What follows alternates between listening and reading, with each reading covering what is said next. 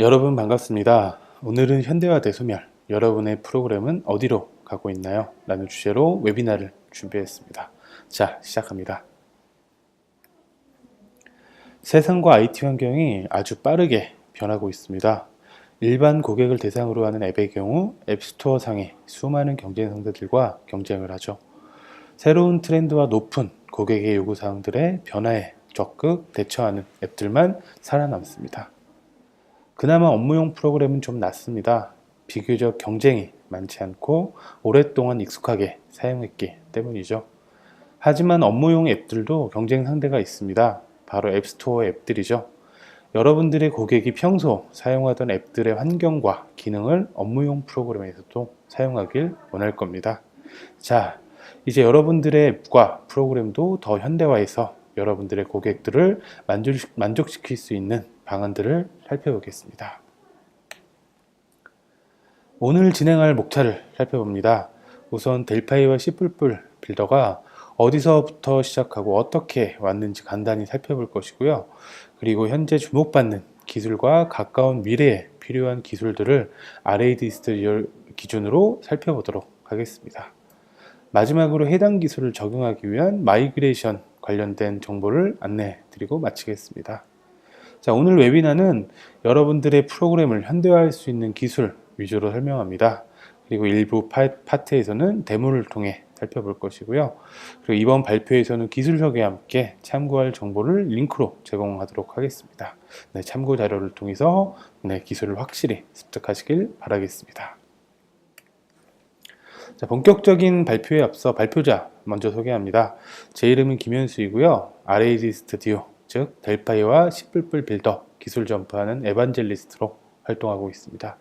지금과 같은 세미나 또는 프로젝트성 교육, 마이그레이션 컨설팅 등을 수행합니다. 자, 오늘 진행한 내용 또는 평소 궁금했던 내용들은 오늘 웨비나의 퀘스천 프로그램을 이용해서 질문 주시거나 데브기어 테크 게시판 등을 통해서 질문 부탁드립니다. 자, 시작합니다. 자, 델파이는 본랜드사에서 1995년 16비트 윈도우용으로 처음 선보였습니다. 터보 파스칼을 계승했으며 기존 파스칼 언어 위에 객체 지향, 즉 OOP를 완벽하게 적용했습니다. 그 당시부터 현재까지 최고의 윈도우즈 개발 도구로 인정받고 있으며 이후 해를 거듭하며 제너릭, 익명 메소드, 가상 클래스 생성자, 클래스 참조 카운트 등 새로운 현대 언어 특성들을 가지며 더욱 성장하고 있습니다. 자, 비주얼 컴포넌트 라이브러리는 내부적으로 윈도우 API를 랩핑하고 있습니다. 하지만 단순 랩핑이 아니라 확실한 OOP 개념이 적용되어서 개발하기 매우 쉬우면서 성능까지 좋은 프로그램을 개발할 수 있습니다. 또 VCL의 CBD, 즉 컴포넌트 기반의 개발 방식은 프로퍼티, 메소드, 이벤트, 즉 PME 아키텍처로 이제 막 시작하는 개발자부터 고급 개발자까지 쉽고 빠르게 개발할 수 있도록 지원합니다. 자, 이 PME 아키텍처는 이후 자바와 C# 등에 끼친 영향이 매우 크죠. 자, 다음으로는 델파이의 초기 컨셉부터 데이터베이스에 대한 강력한 연결 능력이 핵심이었습니다. 강력한 데이터셋과 UI와 데이터를 연결하는 DB 컨트롤들로 팻 클라이언트와 CS 데이터베이스 어플리케이션을 아주 쉽게 만들 수 있었습니다. 자, 또 윈도우 데스크탑 기반 업무용 프로그램은 델파이의 강세가 나타나는 또 다른 영역입니다. 특히 화면이 많고 복잡하고 그리고 성능이 중요한 경우 델파이로 개발하는 것이 가장 적합한 선택일 것입니다. 뿐만 아니라 관리 프로그램 또는 유틸성 프로그램도 델파이와 C++ 빌더가 많이 사용되는 분야입니다. RAD 스튜디오가 최근 집중하는 기술을 통해 여러분들이 준비해야 하는 오늘과 내일의 기술에 대해 알아보겠습니다. 최근 윈도우 10 사용자가 정말 많아졌죠. 출시 후 10개월 만에 운영체제 점유율 1위를 달성했다고 합니다. 발매 후 1년간 무료 업데이트를 지원할 만큼 마이크로소프트에서도 적극 지원을 하고 있습니다. 또 하나의 코어로 다양한 플랫폼, 즉 데스크탑, 태블릿, 모바일, IoT까지 가장 큰 통합을 이루고 있는 버전이기도 합니다. 그리고 윈도우 10 스토어를 통해 배포를 지원해 그 수억 명의 고객들에게 다가갈 수 있는 멋진 기회가 여러분들에게 주어졌습니다. 자, 윈도우 10 스토어로 가장 빨리 갈 수 있는 길은 RAD 스튜디오, 즉 델파이입니다. 자, 2013년 기점으로 모바일 사용자가 데스크탑 사용자를 앞질렀습니다. 그만큼 사용자들이 모바일에 익숙해지고 장소에 구애받지 않는 서비스를 원합니다. 이것은 시대의 흐름인데요. 하지만 비즈니스, 즉 업무용 프로그램은 아직 데스크탑을 대체할 수는 없습니다. 자, 이제 어떻게 데스크탑 프로그램을 유지하면서 모바일로 플랫폼 확장할지를 준비해야 할 것입니다. 모바일 등으로 클라이언트의 종류가 다양해지며 CS 방식을 넘어서 멀티티어 아키텍처가 필요할 것입니다. 전통적인 3티어, 4티어 등 멀티티어 아키텍처 다음으로 마이크로 서비스 아키텍처라는 것이 최근 화두가 되고 있습니다.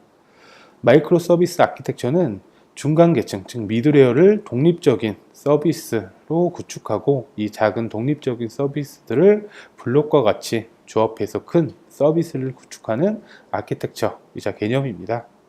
자, 이때 서비스들 간의 인터페이스, 즉 통신은 REST를 많이 사용하는 추세입니다. REST API는 HTTP 특성을 이용해 서비스 간 연동하기 위한 방법입니다. 최근 다양한 인터넷 서비스에서 자사의 데이터를 오픈하는 오픈 API 등에서 대부분 REST API를 사용하는 추세이고요. 그리고 사내 또는 사회 서비스 간의 상호 운용을 위해서도 REST API를 많이 사용합니다. RA 스튜디오에서도 서버와 클라이언트, REST API를 구현할 수 있는 기술들을 모두 제공하고 있습니다. 자, 최근 빅데이터, 머신러닝, 딥러닝 등은 그 뉴스에서도 심심치 않게 다루는 주제입니다. 수많은 정형화되지 않은 데이터를 수집하고 분석하고 훈련해서 미래의 상황을 예측하기 위한 기술들인데요. 이런 비정형 데이터를 저장하기 위한 용도로 몽고DB와 같은 NoSQL을 많이 사용합니다. 또한 사물인터넷 또한 굉장히 중요한 주제입니다. RAD 스튜디오에서는 비콘, 블루투스, REST 등을 통해 다양한 사물인터넷과 연동해 데이터를 수집하고 제어할 수 있는 기술을 통해 사물인터넷을 적극 지원하고 있습니다.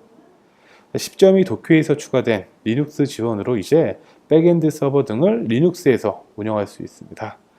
이제 그동안 개발했던 델파이 코드를 이용해서 리눅스 서버와 배치 파일 등을 제작할 수 있게 되었습니다. 자, 지금까지 소개했던 내용들을 본격적으로 좀 더 자세하게 다루도록 하겠습니다. 마이크로소프트는 현재 의심할 여지 없이 가장 중요한 비즈니스 어플리케이션 플랫폼이며 데스크탑의 왕입니다. 마이크로소프트에서 야심차게 윈도우 10을 내놓았고 현재 대단히 성공적으로 드라이빙하고 있습니다. 윈도우 10은 출시 한 달 만에 윈도우 8, 비스타, XP, 맥OS, 리눅스의 점유율을 앞섰고 두 달 만에 8.1을 넘어 10개월 후 윈도우 7을 제치고 모든 OS를 통틀어 점유율 1위를 달성했습니다. 자, 윈도우 새 버전 중 가장 빠른 채택률이었는데요. 그 이유 중 하나가 무료 업그레이드 정책이었던 것 같습니다. 그만큼 마이크로소프트는 윈도우 10에 대한 의지와 자신감이 있었던 것 같습니다. 그리고 작년부터 하위 버전에 대한 판매가 모두 중단되었죠. 이제는 PC를 사면 모두 윈도우 10을 사용해야 합니다. 앞으로는 대부분의 윈도우즈 사용자들이 윈도우 10을 사용한다고 보셔야 될 것 같습니다. 또 윈도우 10은 모바일과 태블릿 사용자를 끌어들이기 위해 사용자 인터페이스를 통합했는데 아주 좋은 선택이라고 생각합니다. 그리고 10은 대단히 특별한 숫자인 것 같습니다. 윈도우 10의 큰 성공도 그렇고 맥 OS에서도 꾸준히 버전을 증가했다가 10버전부터 10점 몇 등으로 10버전을 유난히 오랫동안 유지하고 있습니다. RAD 스튜디오도 마찬가지로 당분간 10버전을 유지하게 될 계획입니다. 우선 지난 18개월간 RAD 스튜디오 10 시애틀, 그리고 10.1 베를린, 10.2 도쿄 등과 같이 새로운 버전이 나왔고 당분간은 10을 유지할 것으로 보입니다. 그리고 RAD 스튜디오는 윈도우즈 10을 적극 지원합니다. 기존의 윈도우즈 API에 더불어 윈도우즈 RT를 모두 포함한 라이브러리를 제공을 하고, 별도의 윈도우즈 RT 라이브러리를 통해 윈도우즈 10 공지 그리고 공유 계약 등과 같은 그 윈도우즈 RT 기반의 컴포넌트를 제공하고 있습니다. RAD 스튜디오는 데스크탑 브릿지를 지원하는 첫 번째 개발 도구입니다. 자, 윈도우즈 10 데스크탑 브릿지는 그 데스크탑에 구축된 소프트웨어를 최신 윈도우즈 어플리케이션 패키지 설치 파일 형식을 사용할 수 있게 해주는 도구이며, 윈도우즈 스토어를 통해 새로운 배포 기회도 얻을 수가 있게 되었습니다. 자, 이 패키지 형태의 설치는 윈도우즈에 보다 깨끗하게 설치하고 제거하고 그리고 업데이트할 수 있습니다. 그리고 업데이트 알림 등을 사용자에게 제공해서 새로운 버전 등을 업데이트할 수 있도록 알리는 기능을 할 수 있습니다. 자, RAD 스튜디오는 윈도우즈 10을 적극 지원하죠. 윈도우즈 RT API를 사용할 수 있도록 랩핑했고, 고해상도 DPI를 지원합니다. 그리고 앱 간의 정보를 공유할 수 있는 기능을 윈도우즈 RT 기반으로 구현해서 컴포넌트로 제공을 하고 있고요. 그리고 윈도우즈 10에서 블루투스, 에리와 비콘 등을 지원하며 작업 표시줄 알림과 배지 등의 윈도우즈 10 기능을 컴포넌트로 지원하고 있습니다. 자, 그리고 윈도우즈 10 룩앤필을 바로 적용할 수 있는 윈도우즈 10 스타일을 다수 지원하며, 일명 햄버거 메뉴 형식의 스플릿 뷰, 그리고 모래시계 대신 많이 사용되는 UI죠. 인디게이터, 그리고 검색 UI를 제공하는 서치 박스 등의 윈도우즈 10 전용 컨트롤들을 지원하고 있습니다. 그리고 여러분들은 그 윈도우즈 네이티브 32비트와 64비트 어플리케이션을 제작할 수 있으며, 여러분들이 만든 앱은 유니버셜 윈도우 플랫폼 기술을 통해 윈도우즈 스토어에 등록할 수 있는 기술이 ID에 내장되어 있습니다. 자, 그 중에 윈도우즈 10 스타일과 윈도우즈 10 컨트롤 등을 데모로 함께 살펴보겠습니다. 자, 그럼 먼저 윈도우즈 10 스타일 먼저 살펴보겠습니다. 자, 저희가 데모로 살펴볼 샘플은 RAD 스튜디오에 기본 내장되어 있는 샘플 어플리케이션을 살펴볼 것입니다. 자, 이 웰컴 페이지에서 오픈 어 샘플 프로젝트 메뉴를 선택하게 되면은 이렇게 C++ 빌더용 그리고 델파이용 오브젝트 파스칼 샘플들이 있습니다. 자, 오브젝트 파스칼 안에 들어가서 VCL 디렉토리 안에 들어가면 이렇게 다양한 샘플들이 있고요. 자, 이 샘플의 기본 경로는 C의 유저의 그 도큐먼트, 퍼블릭 도큐먼트 아래 엠바카드로 버전 샘플 아래에 위치를 하고 있습니다. 자, 먼저 스타일을 알아보기 위해서 스플릿 뷰. 자, 요거는 이 스플릿 뷰 그 컴포넌트인데 윈도우 10용 컴포넌트입니다. 그 중에 저희가 먼저 살펴볼 것은 VCL 스타일 컴포넌트이고요. 자, 먼저 결과로 확인을 먼저 하겠습니다. 자, VCL 스타일에서는 다양한 윈도우 10 전용 스타일을 제공을 하고 있습니다. 이렇게 기본으로 디자인된 화면을 VCL 스타일을 윈도우 10 블루로 변경하는 것만으로도 이렇게 윈도우즈 10 블루 스타일이 적용이 됐고요. 자, 그리고 윈도우즈 10 다크 이렇게 어두운 스타일, 그리고 윈도우즈 10 스타일 이렇게 스타일을 변경하는 것만으로 그 어플리케이션 전반적으로 룩앤필을 일괄적으로 변경할 수가 있기 때문에, 여러분들이 기본으로 이제 디자이너를 두고 디자인을 할 수도 있지만, 이렇게 기본 스타일을 적용하는 것도 아주 좋은 선택이라고 생각합니다. 자, 그럼 VCL 스타일을 적용하는 원리는, 자, 프로젝트의 옵션, 프로젝트 옵션 메뉴를 보시면은, 자, 쭉 메뉴 중에서 어플리케이션의 어페어런스라는 메뉴가 있습니다. 자, 어페어런스에 보시면 커스텀 스타일이라는 항목들이 쭉 표시가 되고요. 이 중에서 제가 몇 가지 선택한 스타일들이 이 아래에 있는 스타일 목록에 표시가 되고요. 그 중에서 디폴트 스타일을 선택해서 OK 누르게 되면은, 자, 개발하는 시점은 아니지만 실행하는 시점에 이 선택한 스타일이 적용된 어플리케이션이 실행이 되고요. 자, 이렇게 동적으로 어떤 그 스타일을 변경을 하기 위해서는, 자, 네임 속성이 어디 있을까요?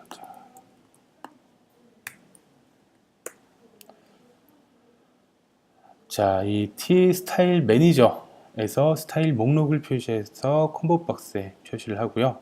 자, 이 콤보 박스를 변경했을 때 이 스타일 이름을 스타일 매니저의 셋 스타일로 변경하는 것만으로도 이 동적으로 여러분의 스타일을 변경할 수 있는 기능을 구현을 할 수 있습니다.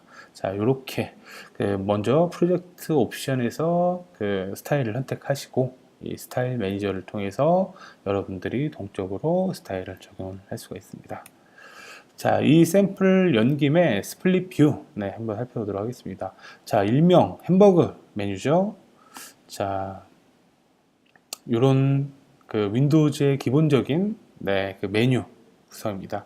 그 메뉴 구성을 델파이에서도 손쉽게 구성을 할 수가 있는데, 자, 이 스플릿 뷰라는 컴포넌트가 있습니다. 스플릿 뷰에서는 이 다양한 그 옵션들이 있는데, 예, 이거는 VCL에서 스타일 그 스플릿 뷰 같은 거 이렇게 이제 왔다 갔다 하는 건데, 이렇게 디스플레이 모드를 뭐 더키드 여기 고정되어 있게 할 것인지, 아니면은 이 메인 패널을 위로 오버레이 하게 될 것인지, 그리고 위치, 그리고 클로즈 스타일 등과 같은 것들도 이 스플릿 뷰의 속성을 통해서 쭉 설정을 할 수가 있습니다. 자, 이 스플릿 뷰와 같은 윈도우즈 10 전용 그 컴포넌트들은 윈도우즈 10 카테고리 아래에 이렇게 쭉 표시가 되어 있습니다. 자, 그 다음에 살펴볼 컴포넌트들은 자, 다시 한번 샘플에서 모직 파스칼, 그리고 VCL에서, 자, 이번에는 윈도우즈 10 알림 기능을 한번 살펴보겠습니다.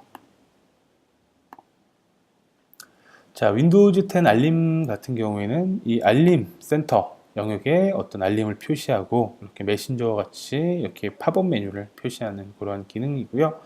거기에서는 노티피케이션 센터라는 그 컴포넌트를 사용합니다. 노티피케이션 센터는 시스템 카테고리 안에 있는 컴포넌트이고요. 윈도우즈 10에서만 사용을 할 수가 있습니다.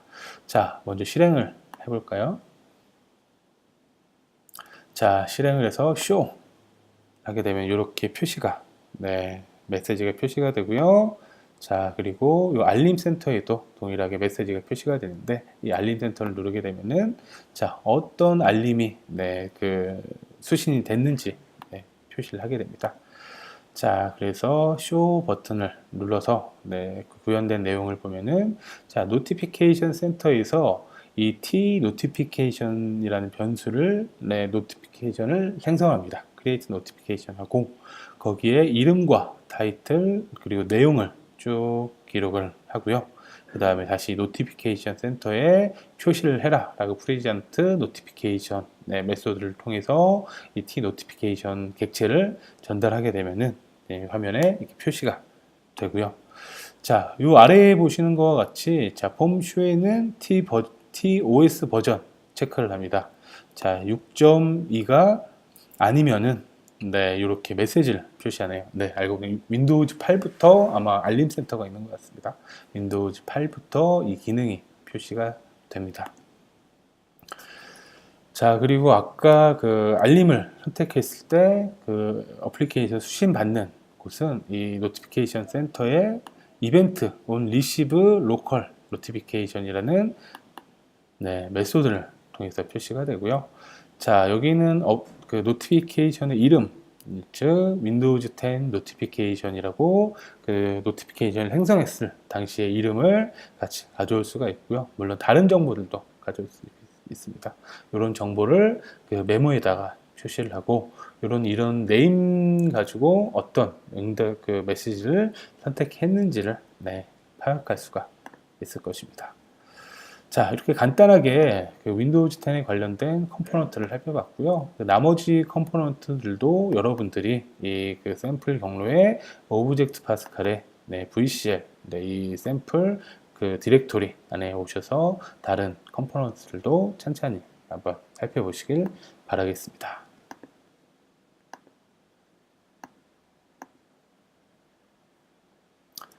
자, 이렇게 윈도우즈 10 데모를 함께 살펴봤고요.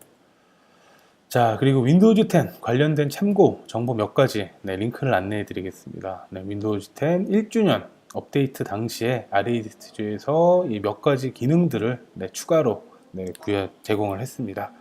자, 여기서 윈도우즈 10 스토어에 배포하기, 그리고 새로운 윈도우즈 10 스타일 적용하기, 그리고 VCL 그 개발할 때 상당히 빠르고 편리하게 개발할 수 있는 퀵 에디터 메뉴 사용하기, 그리고 윈도우즈 10 캘린더 활용하기 등은 여러분들이 직접 링크를 방문하셔서 살펴보시면 아주 좋겠습니다.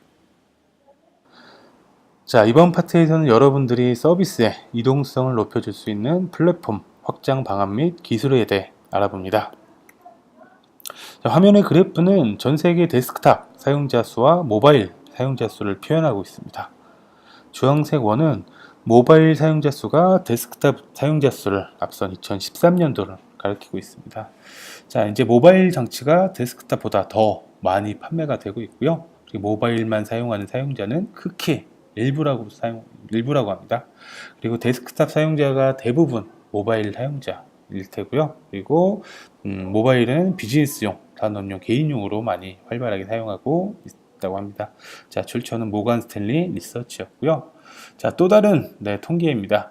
자, 그 화면을 보시면은 그 장치가 판매된 그 비율입니다. 자, 2015년도 자료이지만, 자, 안드로이드가 전체 절반이 넘는 54%를 차지하고 있고요. 그리고 아이폰과 맥, iOS와 OS 10이 12% 정도를 차지하고 있습니다. 자, 윈도우즈도 12% 정도를 차지하고 있죠. 그리고 나머지 리눅스 등등과 같은 머신이 21% 정도 차지하고 있습니다.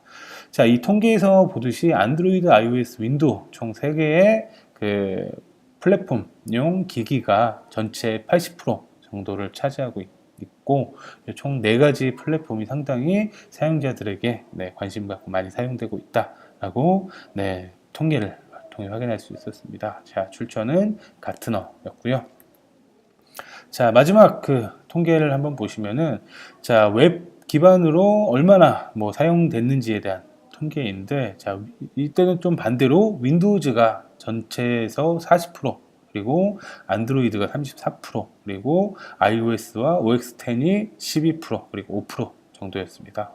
자, 전체적으로 살펴봤을 때 80%가 훌쩍 넘죠. 거의 90% 가까이 되고 있는데, 자, 대부분 사용자들은 윈도우, 안드로이드, iOS, OS 10 등 4개의 플랫폼에 집중되어 있는 것들을 확인할 수가 있고요. 자, 앞에 판매와는 다르게 얼만큼 사용됐는지에서 윈도우즈가 훨씬 더 앞서는 것을 볼 수 있습니다. 이와 같이 여러분들의 고객들은 아직도 업무에서 훨씬 더 시간을 많이 소비가 되고, 그리고 업무에서는 아직 윈도우 어플리케이션이 업무에 더 적합하다라는 것을 이 통계를 통해 알 수 있게 되었습니다. 자, 그래서 어떻게 윈도우즈를 유지하면서, 윈도우즈 어플리케이션을 유지하면서 또 다른 안드로이드, iOS, OS 10 등으로 확장할 수 있는지 방안들이 상당히 중요할 것 같고요. 자, 출처는 스탯 카운터였습니다.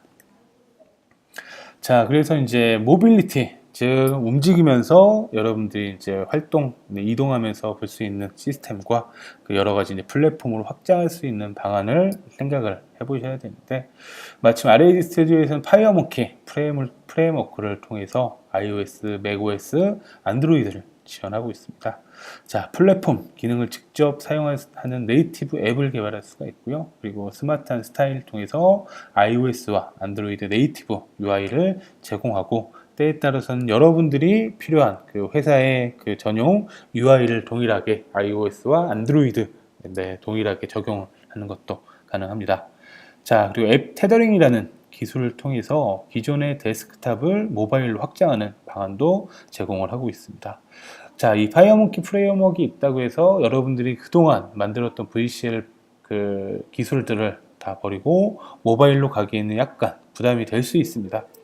하지만 이 앱 테더링을 이용하게 되면은 기존의 VCL에서 가지고 있던 기능, 그리고 그런 그 VCL에서 다 구현되어 있는 데이터를 그 모바일로 전달을 하고, 모바일에서는 그 데이터를 화면에 표시하는 등을 구현할 수가 있는데, 이때 앱 테더링 컴포넌트 두 개를 VCL 쪽에 두고, 그리고 파이어몽키 쪽 모바일에도 두 개를 두면은 그 컴포넌트들이 서로 자동 접속을 하고 데이터를 통수진할 수 있는 통로가 연결이 되기 때문에 그 앱 테더링 기술을 통해서 기존 데스크탑을 모바일로 확장할 수 있는 방안도 제공을 하고 있습니다. 자, 그럼 모바일 몇 가지 데모 함께 살펴보겠습니다. 자, 그 모바일, 즉 파이어모키 프레임워크를 이용해서 개발을 하기 위해서는, 자, 보통 프로젝트를 생성할 때 파일의 류에 VCL 폼 어플리케이션이 있고 멀티 디바이스 어플리케이션이 있습니다. 자, VCL은 VCL 프레임워크, 그리고 멀티 디바이스 어플리케이션은 파이어모키 프레임워크를 이용을 합니다. 자, 멀티 디바이스 어플리케이션으로 새로운 프로젝트를 한번 만들어 보겠습니다. 자, 이렇게 뭐 비어있는 어플리케이션, 3D 어플리케이션, 헤더나 푸터 등과 같이 UI 기본적인 템플릿을 제공을 해주고요. 자, 먼저 블랭크 어플리케이션으로 생성을 하게 되면은 이렇게 약간 다른 그 폼 디자이너가 표시가 되고요. 자, 컴포넌트들을 살펴보면은 뭐 버튼, 체크박스, 라디오 버튼 등등 아주 익숙한 VCL에서 익숙한 컴포넌트들이 많이 표시가 됩니다. 뭐 콜아웃 패널 같은 경우에는 뭐 VCL에 없는 컴포넌트들인데, 대부분 VCL과 아주 유사한 컴포넌트들을 제공을 하고 있습니다. 자, 하지만 사용법은 약간 다를 수가 있습니다. 자, 보통 버튼에 이렇게 글자를 표시하기 위해서는 캡션 속성을 이용하는데, 캡션 대신에 자, 대부분의 컴포넌트들이 텍스트로 통일이 됐고요. 자, 그리고 몇 가지 특징적인 그러한 그 속성들은, 자, 45도. 자, 이렇게 그 컴포넌트에 대해서 그 회전을 할 수 있는 그런 속성들이 있고요. 자, 그리고 위치도 보통 레프트, 탑 이렇게 되어 있는데, 얘는 X, 포지션.X, Y로 되어 있고, 이렇게 소수점을 지원합니다. 자, 그 이유는 파이어몽키에서는 벡터 기반으로 화면을 표시를 하기 때문에 뭐 늘어났을 때 비트맵 같은 경우에는 깨질 수가 있는데, 늘어나도 깨지지 않도록 벡터 기반으로 표시를 하고 있습니다. 자, 이러한 속성들의 차이가 약간 있고요. 자, 그리고 보시면은 위에 스타일이라는 콤보 박스가 있는데, 여기 현재 지원하는 4개의 플랫폼이 표시가 되고, 이 플랫폼을 선택했을 때마다 이 각각의 플랫폼에 맞는 스타일이 화면에 이렇게 표시가 됩니다. 자, 그리고 옆에 있는 뷰 같은 경우에는 이따가 실제 샘플에서 한번 다뤄볼 것인데, 자, 이렇게 기본적인 그 디자인을 한 다음에 그 각각의 이제 그 플랫폼 또는 해상도에 맞게 화면을 조금 더 리터칭 하고 싶을 경우에는, 자, 마스터 뷰에 구현되어 있는 그러한 그 디자인을, 자, 예를 들면은 아이폰 5.5인치에서는 위치를 좀 변경하고 싶다, 또는 뭐 색상을 변경하고 싶다 등과 같이 약간 리터칭을 할 수가 있습니다. 자, 아이폰 5.5인치에서는 이렇게 표시가 됐지만, 자, 마스터에서는 여전히 중앙에 이 버튼이 표시하고 있죠. 이렇게 뷰를 각각의 플랫폼과 해상도에 맞게 그 디자인하기 위해서 이렇게 그 파이어 UI라는 그 기술을 통해서 이렇게 제공을 하고 있습니다. 자, 이 기능을 저희가 기본 샘플, 자, 이번에도 마찬가지로 샘플에서 오브젝트 파스칼, 그리고 멀티 디바이스 샘플에서 유저 인터페이스, 그리고 멀티뷰 샘플로 한번 살펴보도록 하겠습니다. 자, 멀티뷰 샘플 같은 경우에는 스타일은 iOS로, 뷰는 마스터만 표시가 되어 있죠. 여기에 제가 사용하는 아이폰 5.5인치, 그리고 많이 사용하는 아이폰 5인치, 그리고 아이폰 10인치, 자, 그리고 서피스 프로도 한번 넣어볼까요?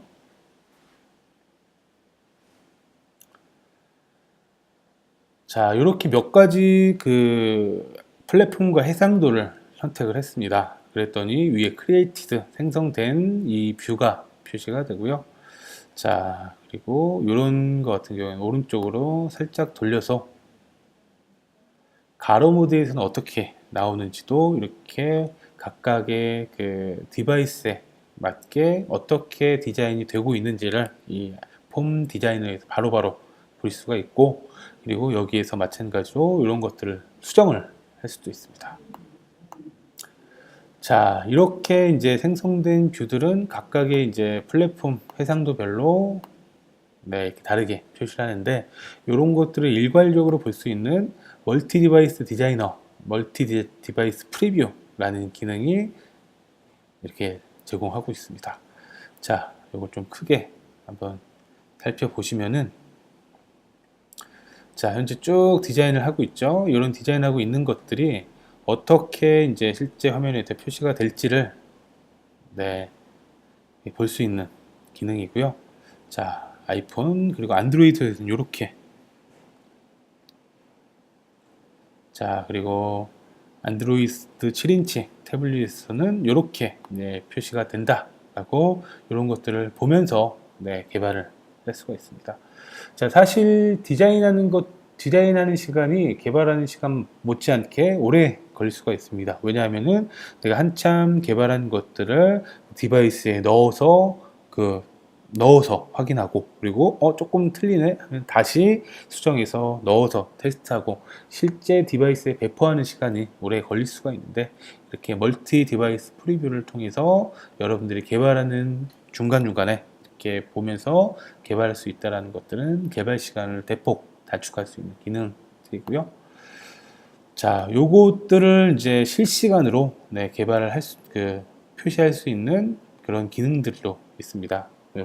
그 파이어 UI 라이브 프리뷰라는 기능인데, 요 기능은 뒤에서 영상으로 한번 살펴볼 것이고요. 자, 요렇게 이제 개발을 한 다음에는 그 프로젝트 매니저에 보시면은 타겟 플랫폼이 이렇게 표시가 됩니다. 그럴 경우에는 어떤 플랫폼을 이용해서 빌드하고 컴파일 할지만 선택을 해서 빌드하게 되면은 이 안드로이드용 APK, 그리고 iOS 디바이스 64비트 같은 경우에는 iOS용 디바이스에 맞는 앱 IPK 파일이 IPA인가요? 네, 파일이 생성이 되고, 마찬가지로 윈도우와 OS10, 네, 맥용 앱도 이 타겟 플랫폼을 어떤 걸로 선택하느냐에 따라서 여러 가지 플랫폼으로 개발을 할 수가 있습니다. 자, 여러분들이 이제 좀 더 살펴볼 수 있도록 참고 자료 좀 몇 가지 네, 제공을 해드리고요. 자, 우선은 모바일 개발 환경 설정하는 게 어렵지 않습니다. 특히 안드로이드 같은 경우에는 안드로이드 폰이나 태블릿 하나 준비하시고 USB 케이블 하나만 있으면 바로 안드로이드 앱을 개발할 수가 있습니다. 트라이얼을 설치하셔서 안드로이드 디바이스 준비해서 USB 연결하고, 그리고 그 디바이스의 제조사에서 제공하는 USB 드라이버만 설치하게 되면은 개발 환경이 완료가 되는 거고요. iOS 같은 경우에는 몇 가지 조금 그 개발자 등록을 해야 되기 때문에 번거롭긴 하지만 그 과정도 사실 어렵지는 않습니다. 자, 그리고 모바일로 개발된 앱 사례, 그리고 여러분들이 따라하면서 익힐 수 있는 나의 도서관 앱 개발하면서 그 모바일 화면은 어떻게 개발하고 기능을 어떻게 개발하는지, VCL과 어떤 차이가 있는지 한번 살펴볼 수가 있고요. 그리고 그 VCL 앱을 모바일로 쉽게 확장할 수 있는 앱 테더링 네, 자세히 살펴보기 메뉴도 함께 살펴보면 좋을 것 같습니다. 자, 마지막으로 파이어 UI 라이브 프리뷰 그 영상을 함께 볼 건데요. 요거는 이제 본사의 에반젤리스트인 짐 맥키트가 작성한입니다. 자, 보시면 이렇게 윈도우가 있고요. 그리고 아이패드, 네, iOS용 앱이죠. 그리고 이게 안드로이드용 네, 폰, 그리고 요것들이 윈도우 10 네, 태블릿입니다. 그리고 요거는 맥용 앱이고요. 자, 각각의 파이어 UI 프리뷰 어플리케이션을 선택을 하고요. 그 다음에 실제 IDE에서 이제 실제 개발을 하게 됩니다. 자, 이렇게 그 윈도우에서는 기본적으로 이렇게 표시가 되지만 그런 것들이 아이패드에서는 이렇게 표시가 되고, 자, 이렇게, 자, 윈도우에서는 탭이 보통 위쪽에 네, 존재하지만 그 iOS에서는 아래쪽에 위치하는 것들이 일반적입니다. 자, 그리고 이렇게 컨트롤을 옮길 경우에도 이렇게 화면에 실시간으로 변경되는 것을 확인할 수가 있습니다. 자, 이렇게 직접 입력도 해보실 수가 있죠. 자, 이런 과정들을 할 수 있도록 이 파이어 UI 앱에서 연결하고, 안드로이드에서도 마찬가지로 이 화면을 그대로 출력을 하는 것을 볼 수가 있습니다. 자, 윈도우도 마찬가지고, 마지막으로 맥에서도 이 개발 환경에서 개발했던 내용들을 종합적으로 확인하면서 실제 기기에서 확인할 수가 있기 때문에 좀 더 정확한 디자인 정보를 확인할 수 있을 것입니다. 자, 이렇게 모바일 관련된 데모 살펴보고 참고 자료 제공을 해드렸습니다. 자, 다음은 마이크로 서비스 아키텍처입니다.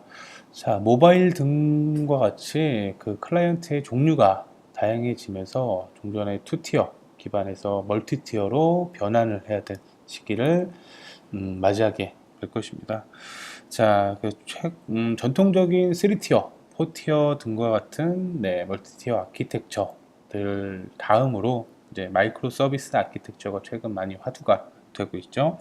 자, 마이크로 서비스 아키텍처는 이렇게 화면에 보이는 것 같이 블럭과 같이 작은 단위로 구축을 해서 이 블럭을 조립해서 큰 서비스를 만드는, 즉 작은 서비스들을 독립적으로 만든 다음에 그 작은 서비스, 독립적인 서비스들을 여러 개 묶어서 큰 서비스로 완성해 나가는 그러한 아키텍처입니다.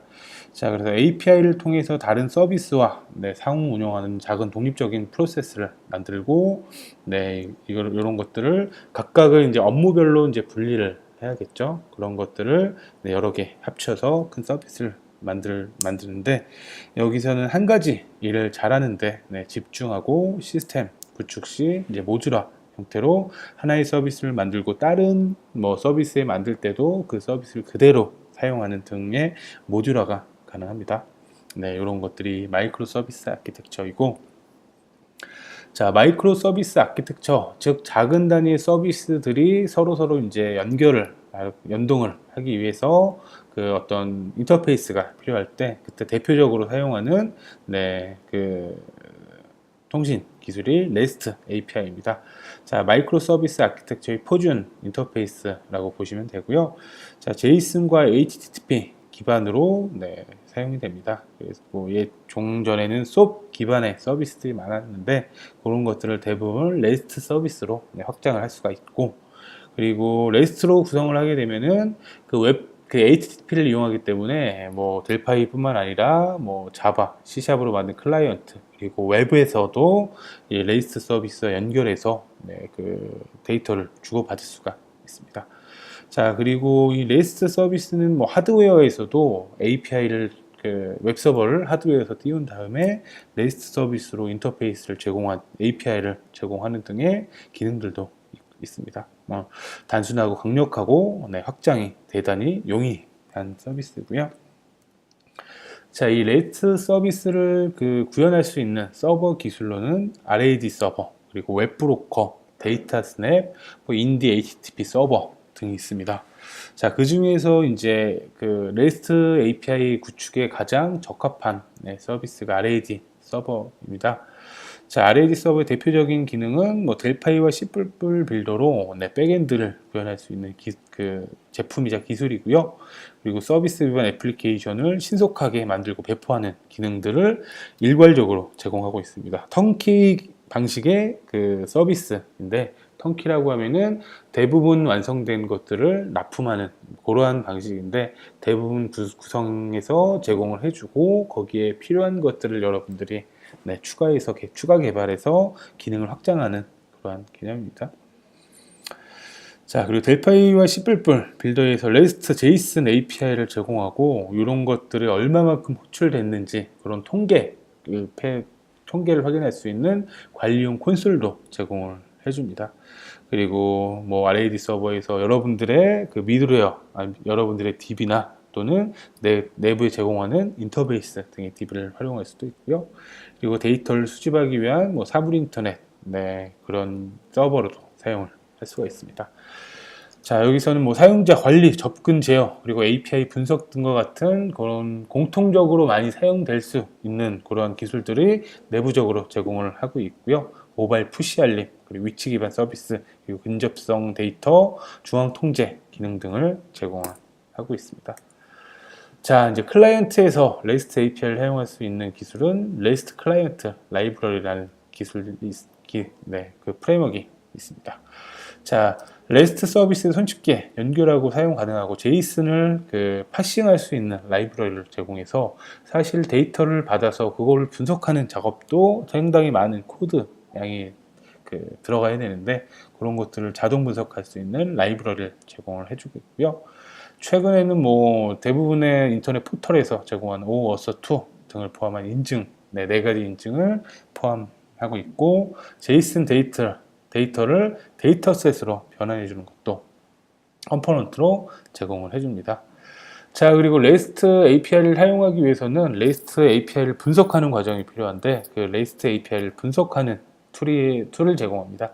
REST 디버거라는 툴을 제공하는데 REST 디버거에서는 REST 서버의 API를 분석하고 분석으로 끝나는 것이 아니라 분석된 결과물을 복사해서 여러분들의 실제 프로젝트에서 사용할 수 있는 REST 기능도 제공을 해주고 있습니다. 그리고 내부적으로 압축과 암호화 기능도 제공을 하고 있고요. 자, 그러면 RAD 서버와 REST 클라이언트 데모를 통해서 좀 더 자세히 살펴보겠습니다. 자, 그럼 먼저 RAD 서버에 대한 내용을 살펴보도록 하겠습니다. 자, RAD 서버는 대부분의 기능이 이제 구현이 되어 있고 거기에서 여러분들이 필요한 기능을 패키지 형태로 개발해서 그 기능을 확장할 수 있는 그런 개념입니다. 자, 그 기능을 확장하기 위해서는 EMS 패키지라는 그 프로젝트를 통해서 확장을 할 수가 있는데, 자, EMS 패키지를 추가하는 방법은 파일의 뉴에 other 그리고 여러분들이 필요한 랭귀지의 EMS 그리고 EMS 패키지를 선택해서 프로젝트를 만들면 됩니다. 자, 이 과정은 제가 별도로 제공하는 그 링크에서 좀 살펴볼 수 있도록 하고요. 우선은 조금 시간이 제한적이다 보니까 빠르게 진행하겠습니다. 자, 리소스가 있는 패키지로 만들 거고요. 그리고 리소스 이름은 테스트 그리고 데이터 모듈로 기반으로 하겠습니다. 자, 그리고 필요한 엔드포인트는 다 한번 넣어 보겠습니다. 자, 이렇게 넣어서 생성을 하게 되면은 자, 이렇게 데이터 모듈 기반의 EMS 패키지 리소스가 생성이 되어 있고요. 자, 여기에서 리소스 이름은 테스트 그리고 그 get과 get 아이템, post, put 아이템, delete와 같이 HTTP 메소드별로 와 매칭하는 그러한 메소드들이 퍼블리시드 가시성으로 이렇게 메소드들이 기본으로 생성되는 것을 볼 수가 있습니다. 자, 아무튼 이렇게 기본으로는 샘플 코드가 구현이 되어 있고요. 바로 한번 실행을 해보도록 하겠습니다. 자, 실행을 하면은 여러분들은 분명히 패키지를 만들었는데 이렇게 실행 파일이 실행이 되죠. 자, EMS 개발 서버가 기본적으로 제공을 해주고 있고요.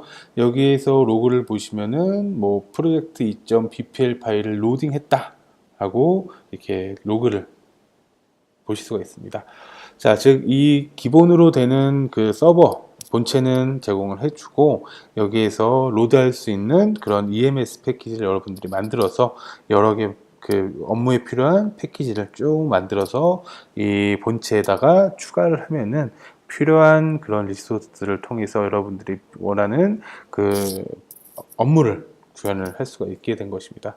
자, 지금은 개발 환경이기 때문에 이렇게 그 개발형 실행 파일이 실행이 된 거고 실제 운영할 때는 그 서버 쪽 뭐 IIS라든지 아니면은 아파치 모듈 등과 같은 것들로 아이사피나 아파치 모듈로 그 빌드를 해서 서버에 설치해서 운영을 할 수가 있습니다.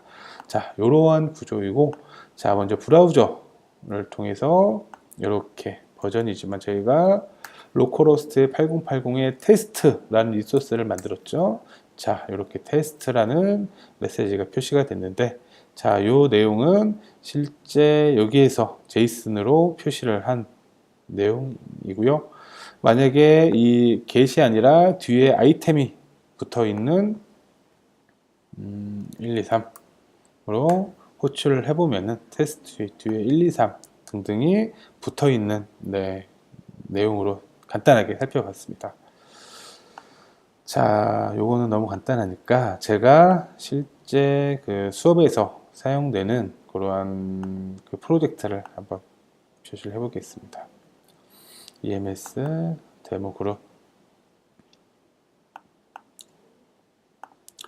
자, 여기에서 사용되는 이 샘플은 제가 이 도서 대여 프로그램이라는 곳에 있는 DB를 연결해서 DB에 있는 내용을 그 사용자에게 제공해주는 그러한 리소스를 개발했고요.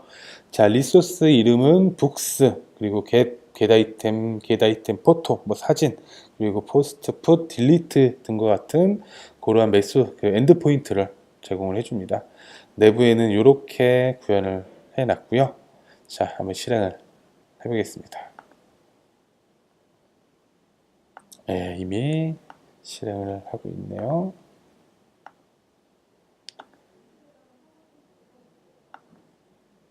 자, 실행을 하고요. 이번엔 파이어폭스로 한번 띄워보겠습니다. 자, 파이어폭스의 로컬호스트에 8080 포트에 북스 리소스를 호출을 하게 되면은 데이터베이스에 있는 내용을 읽어서 이렇게 제이슨으로 표시를 해주는 이러한 기능을 제공을 쉽게 구현을 할 수가 있습니다. 자, 기본적인 이제 요청을 했을 때 메소드들이 이제 표현이 되기 때문에 메소드별로 내가 원하는 곳에서 DB를 읽어서 그 필요한 포맷으로 제이슨 포맷으로 만들어서 그 출력하는 부분만 각각 그 구현을 하면 되고요. 자, 요렇게 이제 그 REST API를 제공해 주는 경우에는 REST 클라이언트 라이브러리라는 컴포넌트로 그 클라이언트에서도 REST API 서버와 연결을 할 수가 있습니다. 자, 그 과정을 살펴볼 건데, 그때는 REST 디버거라는 툴을 제공을 해주고요. 자, 툴스에 REST 디버거 메뉴를 선택해서 REST 디버거를 호출할 수 있습니다. 자, 여기에서는 HTTP에 로컬호스트에 8080. 자, 그리고 파라미터의 리소스에는 books라고 입력한 다음에, 자, send request. 자, 컨텐츠 타입을 지정을 하는데요. 자, send request 하게 되면 헤더는 이렇게, 그리고 바디는 이렇게 제이슨 포맷을 확인할 수가 있죠. 자, 이렇게 이제 데이터가 온 경우에는 지금 여러분들이 그 데이터 중에서 그 배열 형태로 반복되는 일러먼트를 북스의 북이라고 지정을 하게 되면은, 자, 이렇게 표 형태의 데이터로 사용을 할 수가 있습니다. 자, 이렇게 표 형태로 사용하는 데이터를 확인을 했고, 자, 이러한 URL과 리소스를 요청했을 때 원래 어떤 제이슨 데이터가 오는데 그 중에서 내가 사용할 데이터를 루트 일러먼트로 지정하면은 이렇게 표 형태의 데이터를 확인할 수가 있는데, 자, 이렇게 API 분석하는 과정이 간단히 진행을 해봤고요. 자, 이 내용을 분석해서 끝나는 것들이 아니라 이 카피 컴포넌트라는 버튼을 통해서 이 5개의 컴포넌트를 클립보드로 복사를 했습니다. 자, 복사를 한 다음에 프로젝트를 하나 만들어 볼까요?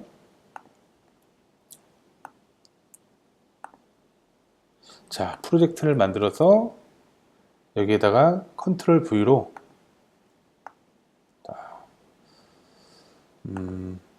복사를 해서 이 컴포넌트를 추가했습니다.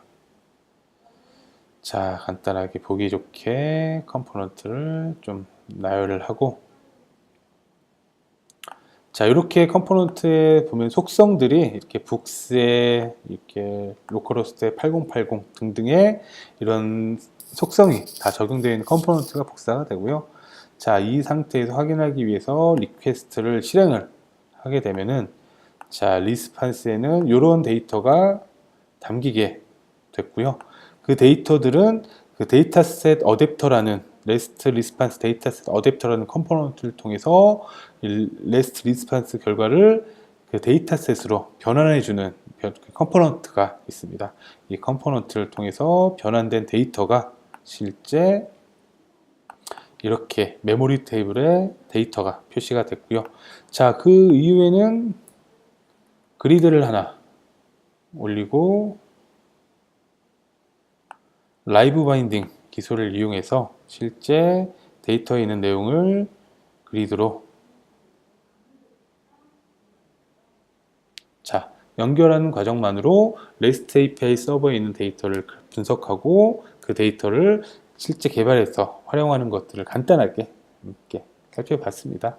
자, 이러한 과정을 통해서 EMS 패키지로 REST API 서버를 만들게 되면은 델파이에서는 REST 클라이언트 라이브러리로 분석하고 연동을 할 수가 있고, 자, 델파이뿐만 아니라 뭐 자바, C# 또는 웹에서도 REST API 서버와 접속해서 필요한 데이터를 가져갈 수 있기 때문에 이렇게 마이크로 서비스 등과 같이 작은 단위의 서비스를 그 EMS 패키지로 만들 수가 있습니다.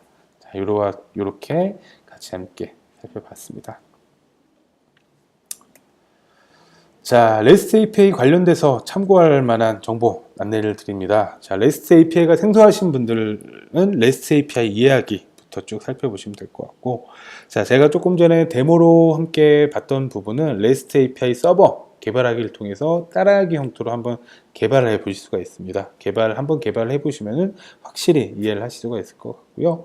자, 이렇게 서버를 개발했으면은 연동할 수 있는 클라이언트를 개발할 수 있는 링크고, REST 클라이언트를 마찬가지로 이용을 했습니다. 자, 그리고 지금은 이제 제이슨 포맷에 이제 데이터를 연결을 했는데, 자, 이런 것들이 좀 번거롭다, 나는 델파이에서만 델파이 클라이언트로 연동할 거다 라고 하면은 데이터셋 기반으로 REST API를 개발을 할 수가 있는데, 이때는 대단히 빠르게 개발을 할 수 있습니다. 반면에 이 데이터가 조금 복잡하기 때문에 다른 랭귀지에서 연동하기가 조금 복잡할 수 있는데, 델파이 클라이언트에서는 데이터셋을 그대로 내 데이터셋으로 가져오고 일괄적으로 서버로 적용하는 그런 기능들이 있는데, 그런 것들은 데이터셋 기반 REST API 개발하기에서 살펴볼 수가 있고, 자, EMS 패키지를 시작하고 실제 서버에 설치하는 과정도 이 링크를 통해서 살펴볼 수가 있습니다. 자, 이렇게 마이크로 서비스 그리고 REST API 서버와 클라이언트에 대한 데모 함께 살펴봤습니다. 자, 다음으로는 NoSQL 데이터베이스입니다. 자, NoSQL, 즉 Not Only SQL은 전통적인 관계형 데이터베이스보다 덜 제한적인, 즉 이제 정형화되지 않은 비정형화된 데이터를 저장 및 검색을 하기 위한 메커니즘을 제공해주는 그런 시스템입니다. 보통 키 밸류 값, 제이슨 포맷과 아주 흡사한 키 밸류 또는 그 문서 키 밸류 또는 그래프 저장과 아주 흡사한 방식이라고 하고요. 자, 빅데이터와 실시간 웹 어플리케이션에서 상당히 널리 사용되고 수평적으로 클러스터를 확장할 수 있습니다. 자, 그리고 몽고DB는 가장 널리 사용되는 NoSQL 데이터베이스 시스템 중 하나이고요. RAD 스튜디오에서는 파이어닥을 통해서 몽고DB를 이용해서 NoSQL을 지원하고 있습니다. 자, 파이어닥은 이제 범용 데이터베이스 액세스 프레임워크이고요. 오른쪽에 보시는 수많은 데이터베이스를 동일한 컴포넌트 하나로 접속해서 데이터를 처리를 할 수가 있습니다. 자, 속도도 빠르고 그리고 견고하고 가볍고 그리고 무엇보다는 사용하기 상당히 쉽습니다. 자, 그리고 T 데이터셋 기반의 이제 다양한 쿼리, 테이블, 스토어드 프로시저 컴포넌트들이 있고, 양방향으로 데이터를 제어할 수 있는 양방향 데이터셋, 그리고 대부분의 이제 데이터베이스를 지원합니다. 몽고DB를 포함했어요. 자, 그리고 BD와 다른 데이터 액세스, DB 익스프레스 등과 같은 다른 데이터 액세스 라이브러리를 파이어닥으로 마이그레이션 하는 거 상당히 용이합니다. 왜냐하면 리파인드라는 툴을 통해서 BD를 파이어닥으로 또는 DB 익스프레스를 파이어닥으로 아니면은 애니닥을 파이어닥으로 변환해주는 그런 스크립트를 다 제공을 하고 있기 때문에 네, 아무튼 다른 데이터 액세스 라이브러리를 파이어닥으로 변환하기 상당히 용이하다라고 알고 계시면 좋을 것 같습니다. 자, 관련돼서 파이어닥 관련 참고 자료는 우선은 파이어닥의 주요 기능 10가지 상당히 그 심혈을 기울여서 동영상 그리고 샘플 설명 등을 한 세트로 10가지 주요 기능을 설명한 링크들이 있고요. 자, 그리고 도서 대여 프로그램 만들기를 통해서 그 투티어 기반의 DB 프로그램을 한번 쭉 그 따라하기 형태로 완성해보는 그런 자료가 있습니다. 이거 같은 경우에 파이어닥에 국한된 건 아니지만 다른 DB 그 액세스 컴포넌트와 또 연관이 되지만 어쨌든 투티어를 만드는 개념을 한번 익힐 수 있는 그런 자료니까 뭐 새로운 개발자라든지 아니면 다시 한번 체계적으로 DB 연결하는 기능을 학습하고 싶으신 분들은 링크 방문하셔서 동영상과 샘플 코드 등을 통해서 함께 살펴보시면 아주 좋을 것 같습니다. 이 두 개의 링크도 한번 방문을 해주시고요. 자, 다음은 사물 인터넷입니다. 뭐 사물과 사물 그리고 인간과 사물이 네트워크를 통해서 연결되어 있는 걸 사물 인터넷이라고 하죠. 자, 그래서 보통 다양한 사물 인터넷 장비들이 시중에 이미 많이 나와 있고 다양한 센서들도 나와 있고 마이크로 컨트롤러 같은 뭐 아두이노나 라즈베리 파이 등과 같은 걸로 원하는 사물 인터넷 장비를 뭐 시범적으로 만들 수도 있습니다. 자, 거기에서는 이제 그런 장비들에서 내장된 API를 통해서 연동을 하거나 또는 블루투스, LE, 와이파이 등의 인터페이스를 제공한다면은 이러한 인터페이스를 통해서 연결을 할 수가 있고요. 자, RAD 스튜디오에서는 블루투스, LE, 앱 테더링, 레이스트 관련된 컴포넌트들 그리고 싱코넥트라고 게디 패키지 매니저에서 뭐 설치할 수 있는 수십여 종의 IoT 컴포넌트들이 이미 제공을 하고 있습니다. 그런 것들을 통해서 사물 인터넷 장비와 연결을 하는 기능을 제공을 해주고요. 자, 그리고 사물 인터넷 관련 참고 자료 몇 가지 기록을 해놨습니다. 건강 데이터 수집 및 기록, 비콘을 이용한 따라하기 자료이고 위험지역 경보 시스템은 그 REST 그 API를 통해서 스마트 조명과 연동을 하는 내용이고요. 자, 그리고 뭐 연결성 있는 그 위치 기반 실내외 위치 기반 서비스 할 수 있는 비콘 펜스라는 그 기능이 있습니다. RAD 서버에 포함되어 있는 기능인데 비콘 펜스를 통해서 특정 지역에 진입을 했거나 실내에서 길찾기 기능을 아주 손쉽게 개발할 수가 있는데 그 내용을 소개하고 데모하는 링크도 제공을 해드렸고요. 그 비콘 펜스를 실제 그 구현된 사례도 이 사이토 바로 고고학 박물관을 통해서 살펴보실 수 있습니다. 자, 다음으로 리눅스 서버입니다. 리눅스는 인터넷 서비스 중에서 96.6% 대단히 많은 점유율을 하고 있죠. 마이크로소프트도 리눅스 서버 기술을 채택하고 홍보하기 시작했을 정도로 이미 많은 곳에서 리눅스를 사용을 하고 있습니다. 자, 리눅스 서버는 윈도우즈보다 상대적으로 저렴하고 유연하기 때문에 이렇게 많이 사용을 하겠죠. 자, RAD 스튜디오에서 10.2 도쿄부터 리눅스 서버 개발을 지원합니다. 모든 주요 델파이 C++ 빌더 서버 기술을 인텔 64비트 리눅스에서 사용이 가능하고 현재는 그 리눅스 서버 기반의 그 UI가 없는 기술을 공식적으로 제공을 하고 있고요. 그리고 여러분들이 좀 더 자세히 살펴볼 수 있는 링크, 리눅스 개발 환경 설정하기 링크를 남겨놨습니다. 이쪽에 오셔서 실제 리눅스 서버를 하나 준비하신 다음에 RAD 스튜디오에서 실제 리눅스로 배포하고 그 실행하고 컴파일하는 그러한 그 디버깅하는 방법을 소개하고 있습니다. 자, 이렇게 뭐 전반적으로 윈도우 10부터 뭐 사물 인터넷, 마이크로 서비스, 그리고 리눅스, 뭐 노에스QL 등등 다양한 기술들을 소개해 드렸습니다. 물론 뭐 그 소개 위주이기 때문에 좀 더 깊숙이 각각 링크를 통해서 학습은 하셔야 되겠지만, 어쨌든 간에 최근에 나온 기술들이기 때문에 최근 나온 개발 도구를 가지고 그 기술들을 이용을 할 수가 있습니다. 그러기 위해서는 마이그레이션이 필요할 수가 있는데요. 자, 그래서 마이그레이션 관련돼서 뭐 유니코드 64비트 데이터베이스 액세스를 뭐 마이그레이션하는 작업, 그리고 미드레이어나 서드 파티 컴포넌트 등을 전하는 작업 등을 devgear.co.kr/migration 이라는 링크에 기록을 해놨습니다. 이쪽에 보시면은 여러분들이 작성해야 되는 뭐 마이그레이션 체크리스트, 그리고 체크리스트를 어떻게 작성해야 되는지 가이드 등을 통해서 여러분들의 현재 이제 상태를 파악하고, 그다음에 어떻게 이제 마이그레이션 진행할 수 있는지 계획할 수 있는 그런 문서들도 있으니까 꼭 방문하셔서 한번 살펴봐 주시고요.